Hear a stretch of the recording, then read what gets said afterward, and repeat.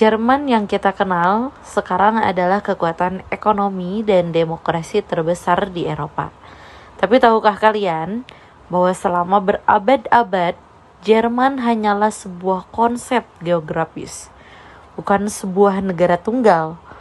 Hari ini kita akan membedah sejarah panjang terbentuknya negara Jerman, dari masa kaisar hingga runtuhnya tembok Berlin. Yang pertama, Kekaisaran Romawi Suci. Ilustrasi Charlie Mage dan peta Kekaisaran Romawi Suci yang penuh warna-warni kota kecil. Titik awal kita adalah tahun 800 Masehi saat Charlemagne dinobatkan sebagai Kaisar Kekaisaran Romawi Suci. Namun, jangan bayangkan ini seperti negara modern. Wilayah ini terdiri dari ratusan kerajaan kecil, kadipaten, dan kota merdeka yang saling bersaing. Situasi semakin rumit pada tahun 1517 ketika Martin Luther memicu reformasi Protestan. Hal ini bukan hanya soal agama, tapi juga politik. Kesatuan kaisar melemah dan puncaknya adalah perang 30 tahun. Perang ini diakhiri dengan perdamaian Westphalia pada tahun 1648 yang memberikan kedaulatan penuh kepada masing-masing negara bagian. Akibatnya, Jerman tetap menjadi wilayah yang terpecah belah selama ratusan tahun. Kemudian bagian kedua. Perubahan besar datang dari Perancis pada tahun 1806. Napoleon Bonaparte membubarkan Kekaisaran Romawi Suci. Ia menyederhanakan ratusan wilayah kecil tersebut menjadi negara-negara yang lebih besar.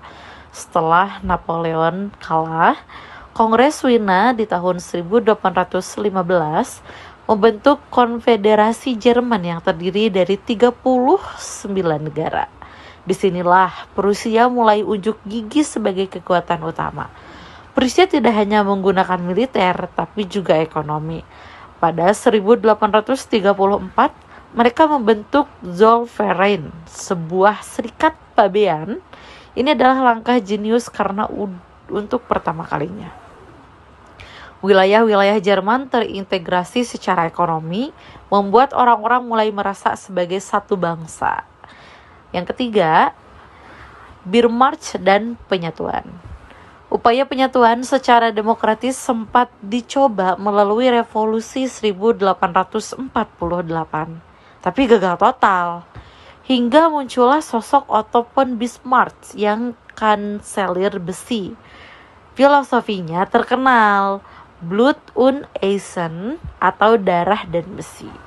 Melalui serangkaian perang melawan Denmark, Australia, dan Prancis, Wehrmacht berhasil menyatukan negara Jerman di bawah kepemimpinan Prusia pada 18 Januari 1871.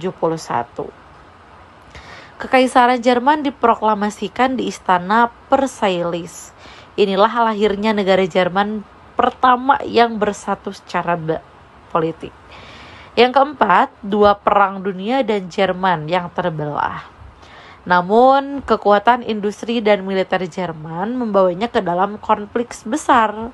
Kekalahan di Perang Dunia Pertama menjatuhkan monarki dan melahirkan Republik Weimar, sebuah demokrasi yang rapuh. Ketidakstabilan ekonomi kemudian membuka jalan bagi Adolf Hitler dan rejim Nazi yang membawa dunia ke dalam kehancuran Perang Dunia Kedua. Setelah 1945, Jerman tidak hanya kalah, tapi dibelah. Jerman Barat menjadi benteng demokrasi dan kapitalisme, sementara Jerman Timur menjadi negara satelit komunis di bawah pengaruh Uni Soviet. Tembok Berlin yang dibangun tahun 1961 menjadi simbol fisik dari pepecahan dunia ini. Kemudian bagian kelima, reunifikasi dan Jerman modern. Sejarah tidak berhenti di sana. Tekanan rakyat di Jerman Timur yang menginginkan kebebasan akhirnya memuncak pada runtuhnya tembok Berlin pada 9 November 1889. Proses ini sangat cepat hingga akhirnya pada 3 Oktober 1990 Jerman resmi bersatu kembali atau yang kita kenal sebagai reunifikasi Jerman. Jerman modern yang kita lihat hari ini bukan lagi dibangun dengan pedang, melainkan di atas fondasi demokrasi, hak asasi manusia, dan integritas sosial yang kuat. Dari ratusan wilayah kecil menjadi satu raksasa dunia, perjalanan Jerman adalah bukti bahwa sejarah selalu bergerak menuju integritas. Yang terakhir, bendera Jerman berkibar dan teks ringkasan. Itulah ringkasan perjalanan panjang negara Jerman. Semoga penjelasan ini membantu kalian memahami kompleksitas sejarah di balik berdirinya sebuah bangsa. Jangan lupa like, share, dan subscribe untuk materi sejarah lainnya.